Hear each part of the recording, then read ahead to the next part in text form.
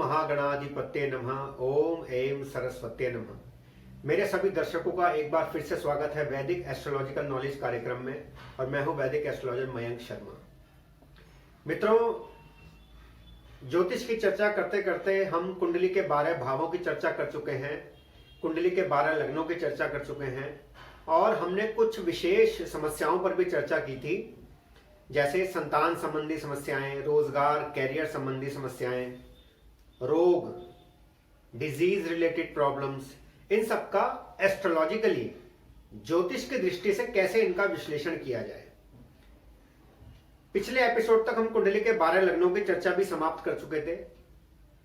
अब मित्रों, प्रश्न यह आता है कि कुंडली का साइंटिफिक एनालिसिस कैसे करा जाए। एक होरोस्कोप का सिस्टमैटिक,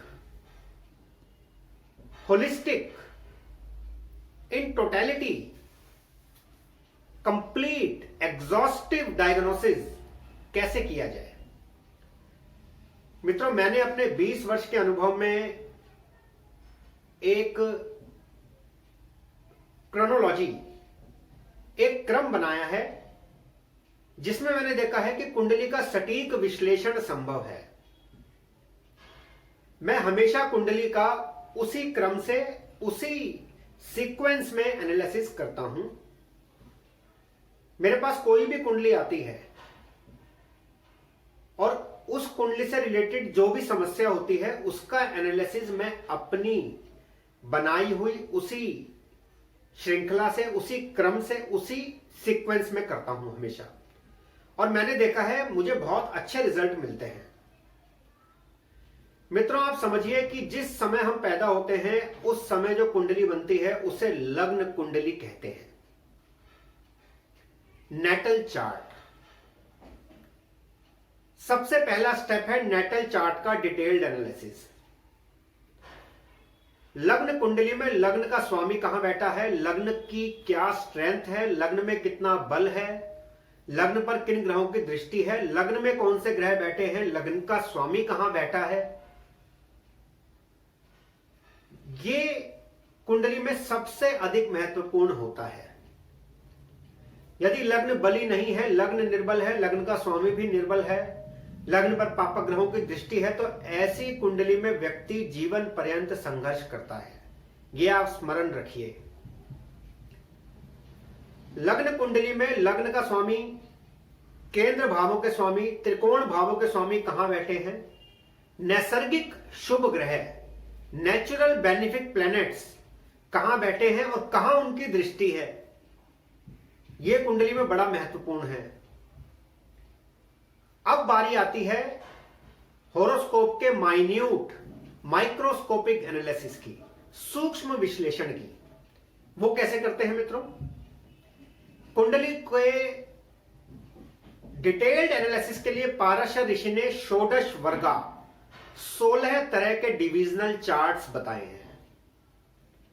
16 तरह के डिविजनल चार्ट्स, जिन्हें कहते हैं षोडश वर्गा। उन 16 तरह के जो डिविजनल चार्ट्स हैं, उनमें हर चार्ट, हर डिविजनल चार्ट, हर वर्ग कुंडली जीवन के एक अलग पहलू को बताती है। 16 डिविजनल चार्ट्स में सबसे पहले होरा कुंडली आपकी फाइनेंशियल कंडीशन, फाइनेंशियल पोजीशन को बताती है, धन की स्थिति को बताती है। होरा कुंडली का लग्न कुंडली के साथ हम विश्लेषण करते हैं फाइनेंशियल पोजीशन जानने के लिए। फिर आता है द्रेशकांड। द्रेशकांड कुंडली आपके छोटे भाई बहनों की स्थिति बताती है, और शरीर के किस भाग में कौन सा रोग हो सकता है, इसकी विशेष जानकारी हमें द्रेशकांड से मिलती है कि लग्न में कौन सा द्रेशकांड पड़ रहा है और कुंडली के 12 भावों में अलग अलग कौन से द्रेशकांड उदित हो रहे हैं। द्रेशकांड होता है लग्न का तीसरा भाग, 1/3 पार्ट ऑफ लग्न। फिर आता है सप्तमांशा चार्ट, जो संतान संबंधी जानकारी देता है, पुत्र होगा, पुत्री होगी, कब होगा, विलंब से होगा, पुत्र होगा या नहीं होगा,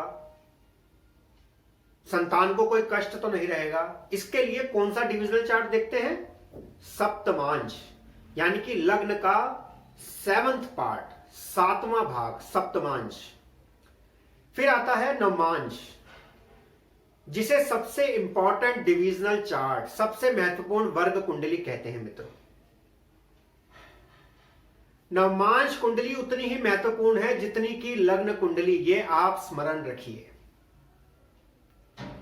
कोई ग्रह अगर लग्न में बली है परंतु नवमांश में निर्बल है तो उसे निर्बल ही माना जाएगा।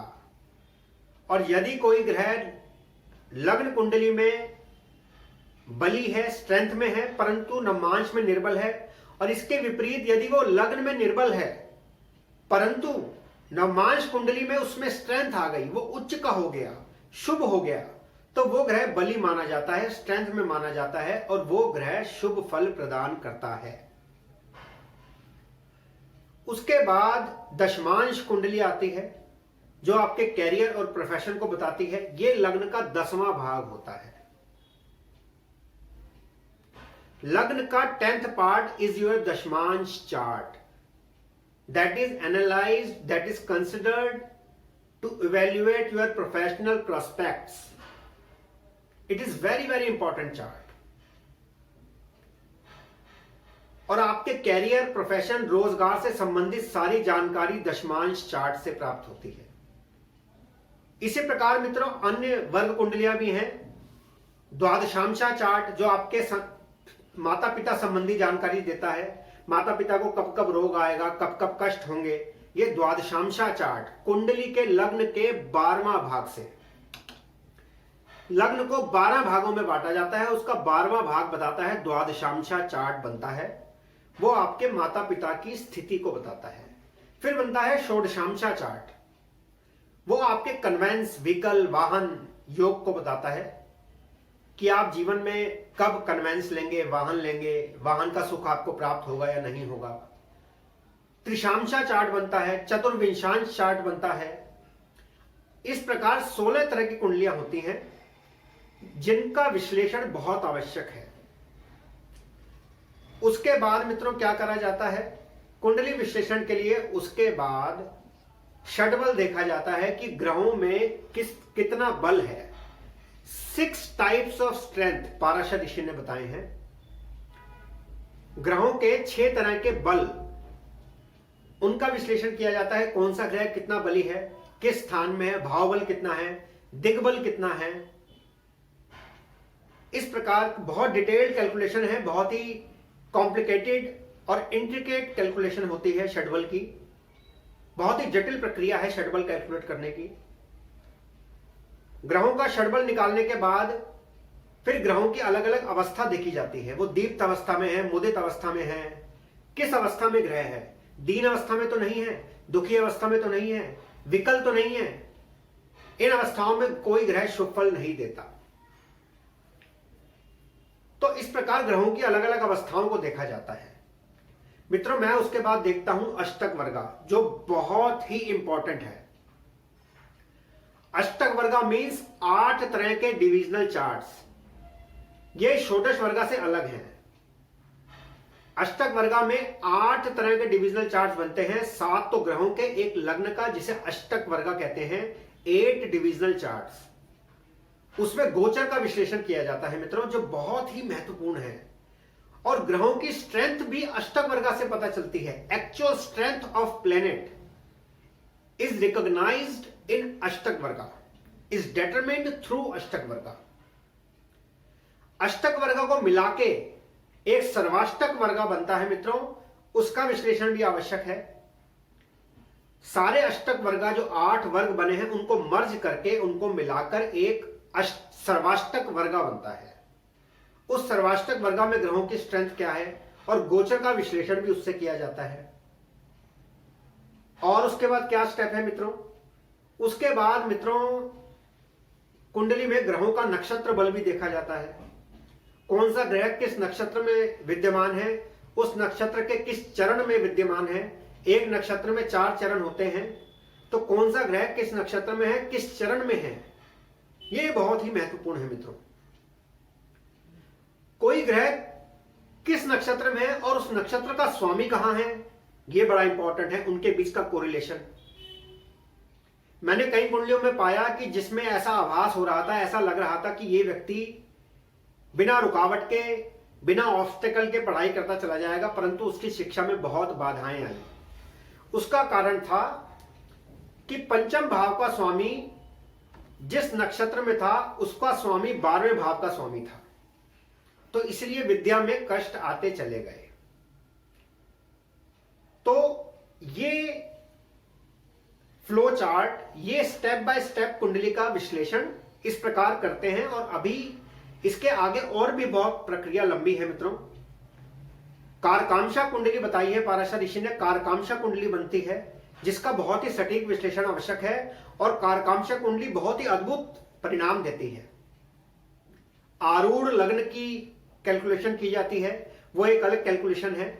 आरूढ़ लग्न भी कैलकुलेट किया जाता है और उसमें आरूढ़ लग्न की स्ट्रेंथ देखी जाती है। और इसके अलावा कुंडली में डिस्पोजिटर्स की क्या पोजीशन है। जी हां मित्रों, डिस्पोजिटर की अपने आप में एक अलग श्रृंखला है, एक अलग मेथड है डिस्पोजिटर्स के एनालिसिस का। उसमें भी यह देखा जाता है कि किस ग्रह का डिस्पोजिटर कौन से हाउस में, कौन से भाव में बैठा है। तो कुंडली देखना इतना सरल नहीं है मित्रों, इसके लिए अध्ययन करना पड़ता है, ज्योतिष के प्राचीन ग्रंथों का अध्ययन करना पड़ता है, और एक कुशल ज्योतिषी, एक competent astrologer can decipher your future through proper and detailed analysis. मित्रों, कारकांक्षा कुंडली मैंने बताई, आरूढ़ लग्न बताया, इसके अतिरिक्त पाराशर ऋषि ने सुदर्शन चक्र विधि भी बताई है। एक सुदर्शन चक्र विधि में लग्न कुंडली, चंद्र कुंडली और सूर्य कुंडली तीनों का साइमल्टेनियस विश्लेषण होता है, साथ साथ विश्लेषण होता है। उससे ग्रहों का पूरा बलाबल, पूरा स्ट्रेंथ सामने आ जाती है। और उसमें लग्न कुंडली में कौन सा ग्रह कहां का स्वामी है, चंद्र कुंडली में कहां का स्वामी है, सूर्य की कुंडली में कहां का स्वामी है, उनकी कंबाइंड स्ट्रेंथ निकल के आ जाती है, कंबाइंड इफेक्ट निकल के आ जाता है। मित्रों, ऐसी असंख्य जानकारियां हैं, असंख्य जानकारियां। There are number of methods to analyse a chart. मैंने सबका अध्ययन किया है, प्राचीन ग्रंथों का अध्ययन किया है, और उसमें इतने सारे नियम, सिद्धांत, प्रिंसिपल्स बताए गए हैं कि एक एपिसोड में उनकी चर्चा करना असंभव है। मैं बोलता रहूंगा और यह एपिसोड चलता रहेगा। जैसा कि मैं हमेशा कहता हूं, every horoscope is a unique horoscope. हर जन्मपत्री एक अलग जन्मपत्री है, उसका विश्लेषण अलग तरह से होगा। मित्रों, जुड़वा भाई बहनों की कुंडली भी अलग कुंडली होती है। आप जानकर आश्चर्य करेंगे, जुड़वा भाई बहनों के जन्म में भी 5 मिनट का गैप तो होता ही है। 5 मिनट में जो पाराशर ऋषि के षोडश वर्गा हैं उनमें बदलाव आ जाता है। आप समझिए इस बात को। पाराशर ऋषि ने जो षोडश वर्गा 16 तरह के डिविजनल चार्ट्स बताए हैं, वो बदल जाते हैं आखिर तक जाते जाते। जो जुड़वा बच्चे होते हैं, जुड़वा भाई बहन होते हैं, ये जुड़वा भाई होते हैं, ट्विंस होते हैं, उनमें षोडश वर्गा बदल जाते हैं, इसलिए उनका भविष्य भी बदल जाता है। एक जुड़वा भाई बहनों में से एक तो इंडिया में ही है, एक फॉरेन में सेटल्ड है, विदेश में सेटल्ड है। उसका क्या कारण है? ऊपर से लगेगा कि कुंडली सेम है, कुंडली समान है उनकी, नहीं, उनकी कुंडली समान नहीं होती। उनकी कुंडली में अलग अलग ग्रहों की अवस्था होती है षोडश वर्गा में। तो इस प्रकार मित्रों, कुंडली का डिटेल्ड एनालिसिस करना पड़ता है, and it is very time consuming. इसमें बहुत समय लगता है। तो मित्रों, यदि आपने इस चैनल को अभी तक लाइक या सब्सक्राइब नहीं किया है तो आप इसे लाइक कीजिए, सब्सक्राइब कीजिए, और आप स्क्रीन पर दिए गए नंबर्स पर मुझे व्हाट्सएप कर सकते हैं, मुझे कॉल कर सकते हैं, and you can take my astrological guidance. I am all the way here to guide you. Never hesitate to get astrological consultation, it can change your life, remember that. तो मित्रों, अगर अगले एपिसोड में फिर भेंट होगी एक नए विषय के साथ। तब तक के लिए आपका समय मंगलमय हो। धन्यवाद।